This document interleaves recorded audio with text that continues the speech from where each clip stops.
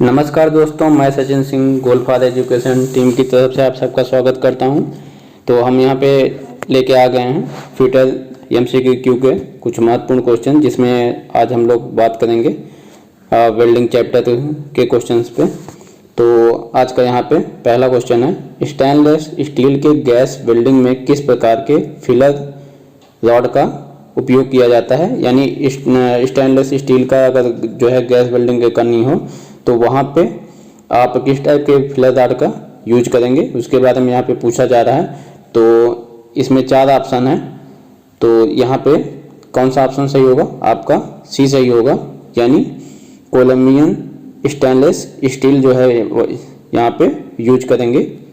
और उसके बाद अगला क्वेश्चन है, इस गैस वेल्डिंग दोष का नाम बताइए। यानी यहाँ पे ये आप देख रहे हैं, ये डिफेक्ट हैं इन तीनों फिगर्स में।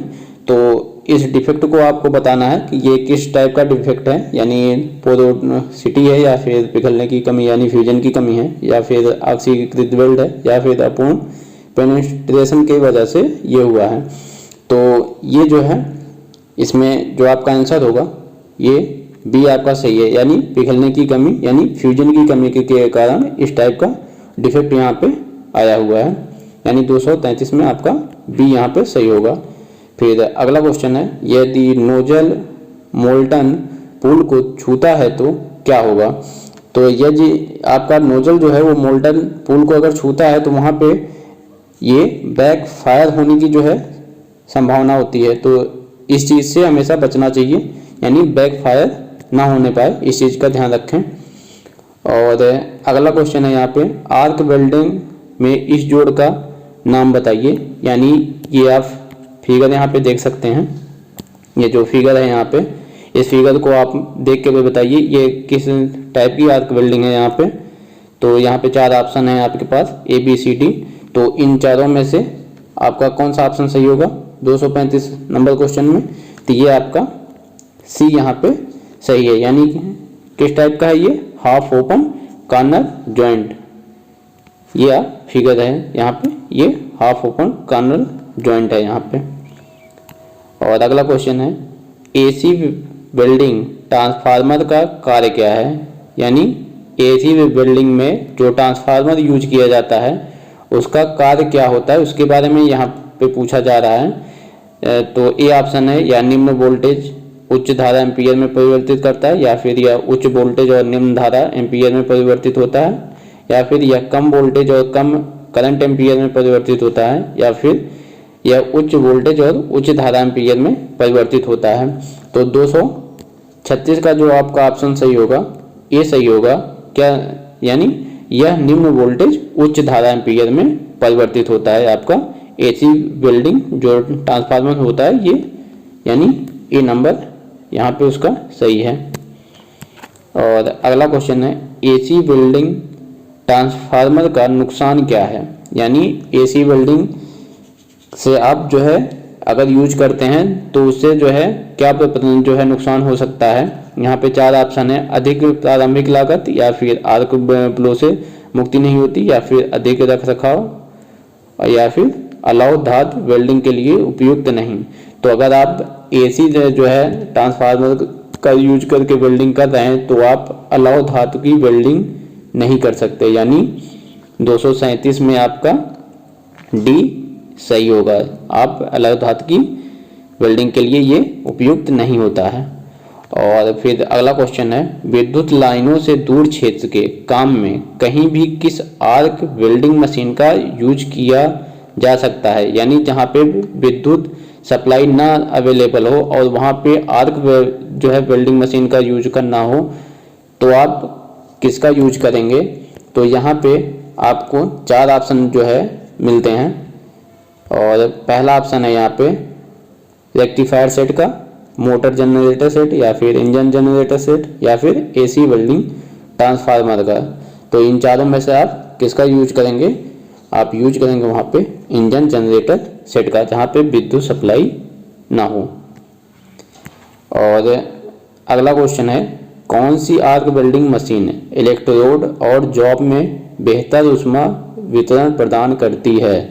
यानी वो कौन सी आर्क वेल्डिंग मशीन है जो आप इलेक्ट्रोड यूज कर रहे हैं और जो आप जॉब जिसमें आप वेल्डिंग करेंगे उसमें अच्छी तरह से ऊष्मा कौन सा जो है वेल्डिंग मशीन वहाँ पे दे सकती है। तो यहाँ पे 4 ऑप्शन है आपके, तो इन चारों में से जो आपका ऑप्शन सही होगा वो ए सही होगा। यानी ये जो आपका रेक्टिफायर सेट होता है वो बेहतर जो है ऊष्मा प्रदान करता है इलेक्ट्रोड को और आपके जॉब को। और अगला क्वेश्चन है एसिटिलीन गैस सिलेंडर पर किस रंग का पेंट होता है। यानी जो आपका एसिटिलीन गैस सिलेंडर होता है उसका रंग यहाँ पे पूछा जा रहा है वो किस कलर का होता है। तो ये सबको पता होगा, ये मैरून रंग का होता है। और अगला क्वेश्चन है बाय वार्ड वेल्डिंग टेक्निक में ब्लो पाइप और फिलर रॉड में एंगल मेंटेन किया जाता है। तो यानी कितना एंगल मेंटेन किया जाता है बाय वार्ड वेल्डिंग टेक्निक में ब्लो पाइप और फिलर रॉड में, उसके बारे में यहाँ पूछा जा रहा है। तो वो आपका कितना एंगल रहता है, तो ये होता है आपका 60 डिग्री और 30 डिग्री का। और अगला क्वेश्चन है वेल्डिंग के दौरान करंट की सेटिंग कौन सा कारण निर्धारित करता है। यानी आप करंट जो है कितना रखेंगे, उसकी सेटिंग कितने पे रखेंगे, वो जो है किस पे डिपेंड करता है, उसके बारे में यहाँ पूछा जा रहा है। तो वो आपका डिपेंड करता है आपके इलेक्ट्रोड का व्यास कितना है। यानी आपका इलेक्ट्रोड कितनी मोटाई का है, उसका व्यास कितना है, उस पर डिपेंड करेगा आपके करंट की सेटिंग। यानी 242 में यहाँ पे डी आपका सही है। उसके बाद अगला क्वेश्चन है स्टेप डाउन ट्रांसफार्मर में वेल्डिंग के लिए OCV क्या है, जो मुख्य आपूर्ति वोल्टेज यानी 220 या 440 को क्या कर सकता है, कम कर सकता है। तो यहाँ पे OCV की क्या है, ओपन क्रिटिकल वोल्टेज। तो उसी के बारे में यहाँ पे पूछा जा रहा है। यानी स्टेप डाउन ट्रांसफार्मर में आप वेल्डिंग के लिए OCV क्या है, तो वो आपका होगा यहाँ पे 243 नंबर क्वेश्चन में ए 40 और 100 वोल्ट होगा यहाँ पे। और यानी 243 में आपका ए सही है। और अगला क्वेश्चन है कौन सी वेल्डिंग मशीन जो सभी प्रकार के इलेक्ट्रोड का उपयोग करके लौह और अलौह धातुओं की वेल्डिंग के लिए AC और DC दोनों की आपूर्ति करने के लिए डिजाइन किया गया है। यानी उस मशीन का आप यूज करके AC और DC दोनों टाइप की वेल्डिंग भी कर सकते हैं और आप जो है लौह और अलौह यानी फेरस और नॉन फेरस दोनों तरीकों के जो आपके मेटल्स हैं उनको वेल्ड कर सकते हैं। तो ये आपका जो 244 में यहाँ पे आपका आंसर होगा ए यानी रेक्टिफायर सेट जो है वेल्डिंग मशीन का ऐसा सेट है जिससे आप AC और DC दोनों प्रकार के करंट जो है प्राप्त कर सकते हैं और उससे आप फेरस और नॉन फेरस दोनों धातुओं को वेल्डिंग कर सकते हैं रेक्टिफायर से। और अगला यहाँ पे क्वेश्चन है आकृति में दिखाए गए वेल्डिंग प्लांट में किए गए सुरक्षा संचालन का नाम बताइए।